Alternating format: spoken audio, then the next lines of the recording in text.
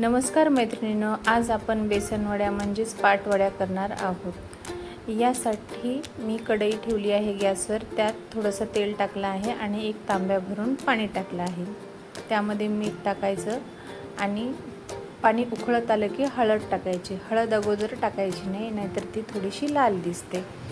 आता एका उलटण्याच्या साहाय्याने त्याला हलवत राहायचं आणि एका हाताने थोडं थोडं पीठ टाकत राहायचं।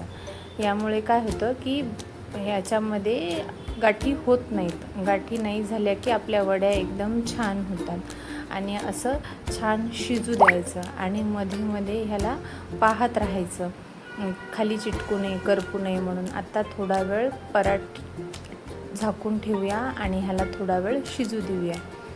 आता कोळपाटावर पळीच्या साहाय्याने थोडंसं पांगून घेऊया आणि हाताला पाणी लावून आपल्याला पोळणार नाही याची काळजी घेऊन हाताने थापून घेऊया।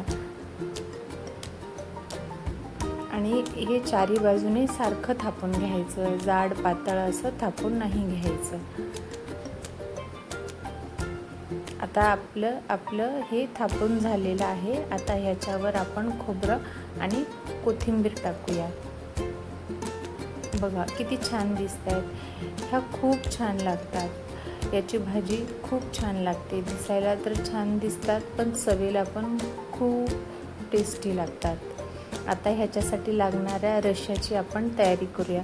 मी कांदा भाजून घेतला आहे, खोबरं भाजून घेतलं आहे, थोडासा लसूण टाकून मिक्सरला बारीक करून घेऊया। कढईमध्ये 2 चमचे तेल टाकलं आहे, मोहरी, जिरे। आता आपण काढलेलं वाटण टाकायचं आणि तेल सुटेपर्यंत छान असं भाजायचं। बघा त्याला असं तेल सुटू द्यायचं। आता ह्याच्यामध्ये मी काळा मसाला टाकला आहे। हा आमच्या इथे एकदाच तयार करून ठेवलेला असतो। आणि कांदा लसूण मसाला टाकला आहे। असं तेल छान सुटलं आहे। आता याच्यामध्ये पाणी टाकूया। पाणी टाकून याला चांगली उकळी येऊ द्यायची।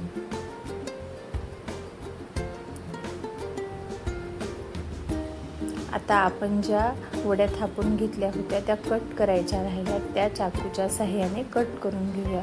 तुम्ही बघत असाल की चाकूला ह्या जराशाही चिटकत नाही आहे, किती छान झाल्या आहेत। आणि तुम्हाला याची साईज छोटी किंवा मोठी जेवढी ठेवायची आहे तुम्ही तेवढी ठेवू शकता। मी थोड्याशा मोठ्या ठेवल्या, दिसायला थोड्याशा छान लागतात। आता ह्या काढून झाल्या आहेत आपल्या। आता ह्या आपण जो तयार केलेला रस्सा आहे त्याच्यामध्ये सोडूया। आपली भाजी तयार आहे। आमच्या इथे याला छोट्या वड्या म्हणतात। तुमच्या इथे याला काय म्हणतात मला कमेंट करून नक्की सांगा।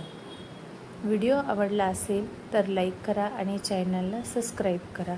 धन्यवाद। या जेवायला।